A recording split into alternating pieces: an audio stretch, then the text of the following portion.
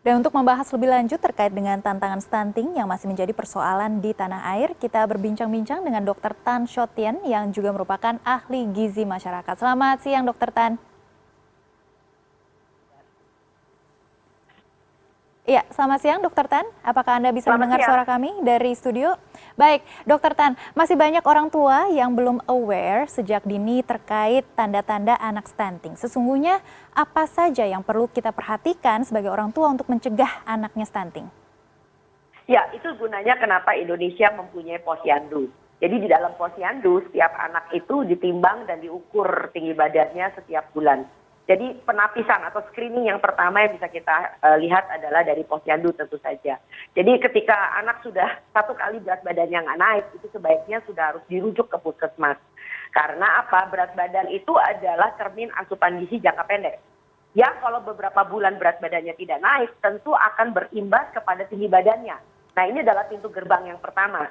Jadi dengan kata lain bahwa setiap ibu dan setiap kader posyandu itu harus bisa memahami grafik tumbuh kembang yang ada di buku KIA. Itu gunanya kenapa kita ke posyandu setiap bulan. Kembali kepada Anda. Baik, Dokter Tan. Memang ini tinggi anak ini harus dipantau secara berkala, tetapi banyak yang beranggapan bahwa tinggi badan anak tergantung dengan faktor genetik ya. Nah, apakah anak yang pendek dari orang tua yang pendek ini juga harus diwaspadai stuntingnya, seperti itu? Jadi begini, seluruh anak di muka bumi itu berhak mempunyai pertumbuhan yang sama, paling tidak sampai usia 5 tahun. Jadi kalau Anda tanya dengan asupan gizi yang sama, tumbuh kembang dengan pengasuhan selama di dalam kandungan yang sama, apakah anak Amerika, anak Italia, anak Indonesia, anak Nigeria, itu tingginya bakal sama di usia 5 tahun? Jawabnya iya. Jadi pertumbuhan anak tergantung dari genetik, itu setelah anak lepas dari usia balita. Maka dari itu pemantauan stunting itu sampai dengan usia balita. Kembali kepada Anda. Baik, usia balita begitu ya Dokter Tan. Kalau misalnya kita bisa lebih detail lagi, usia balita ini di kisaran umur dari lahir sampai 2 tahun begitu ya Dokter Tan? Sampai 5 tahun. Sampai 5 tahun. Di bawah 5 tahun. Baik, kalau misalnya kita bicara dengan asupan gizi, ini menjadi salah satunya upaya menangani stunting atau mungkin ada hal lain selain gizi? Ya, tadi kan seperti di dalam video yang sudah Anda lihat dari Kementerian Kesehatan Republik Indonesia bahwa betul banget gizi adalah merupakan faktor spesifik dari pencegahan stunting. Tetapi kita mempunyai disebut dengan pencegahan yang sifatnya sensitif. Nah, ini yang ada di luar ranah gizi. Jadi seperti apa tadi? Pertama, imunisasi tentu saja. Kedua, tentang bagaimana orang tua itu memahami tumbuh kembang anak. Jadi seperti misalnya sabotase selama pertumbuhan anak, termasuk anaknya sering sakit, batuk pilek, bapaknya masih merokok gitu loh ya. Lalu masalah kebersihan, masalah sanitasi, ini menjadi hal yang sangat penting dalam kehidupan seorang anak. Jadi sekali lagi, gizi bukan mutlak satu-satunya yang mencegah anak dari stunting, tetapi juga kita punya banyak sekali faktor yang membuat anak ini bisa tumbuh optimal sesuai dengan haknya. Jadi sekali lagi, dan 70% intervensi secara sensitif di luar faktor gizi, itu ternyata memberikan pengaruh yang luar biasa dalam pencegahan stunting justru. Silakan. Baik dokter, jadi pola asuh ini juga berpengaruh ya dokter? Sangat, saya bisa melihat di lapangan, jadi banyak anak-anak yang misalnya susah makan ya, biasanya anak susah makan begitu mulai tumbuh gigi. Nah, karena anaknya tumbuh gigi, dianggap anaknya susah makan, rewel, demam, dan sebagainya. Nah, Anda bisa lihat di Indonesia, itu warung kan menjamur di mana-mana ya. Yang saya sering temukan di lapangan, anak-anak yang susah makan lalu diberi makanan warungan. Yang penting asal anaknya mau makan. Bahkan di Indonesia ini punya suatu mitos ya, saya bilang mitos, dan ini jahat banget ya, yang mengatakan bahwa anak itu nggak usah dilarang-larang makan apa-apa, kasih aja jajan ya kan, anak yang jajan gizinya menjadi kebal. Jadi kalau menurut saya kok ini nggak benar sama sekali ya, apalagi di kalangan masyarakat yang barangkali literasinya kurang, itu diandaikan anak yang sakit, anak yang demam, itu diandaikan anak yang mau tambah pinter, anak yang mau meninggikan badannya, ini tidak benar sama sekali. Baik dokter, baik dokter, apakah anak-anak yang sudah didiagnosis stunting bisa disembuhkan? Nah, penanganan yang benar untuk menangani anak stunting ini seperti apa? Nah, sebetulnya Anda bagus banget tadi mengatakan 1000 hari pertama. Jadi artinya sejak ibunya hamil sampai dengan anak ini berusia 2 tahun. Itu adalah sebetulnya fase di mana kalau kita mau mencegah stunting. Karena apa? Di usia 2 tahun itu otak sudah selesai dibentuk 80%. Jadi kalau misalnya udah ketahuan anak ini stunting di usia 2 tahun ya, kita cuma punya sisa 20% loh dari otak yang belum berkembang secara sempurna. Itu sebabnya kenapa kita masih memberi jeda sampai dengan usia 5 tahun. Nah, tapi tentu saja kalau usia 2 tahun ini anak udah stunting, maka ini berat banget buat kita untuk ngedongkraknya lagi. Karena ini anak harus mendapatkan stimulasi khusus, pola makannya diatur lagi, infeksi-infeksi dan semua kontributor yang menyebabkan dia stunting harus dibenahi. Itu sebabnya kenapa stunting itu harus sudah ada di tangan dokter. Bukan lagi kompetensi kader, bukan lagi kompetensi yang lainnya. Jadi anak stunting itu sudah harus di tangan dokter. Tetapi pencegahan stunting itu adalah pekerjaan kita semua.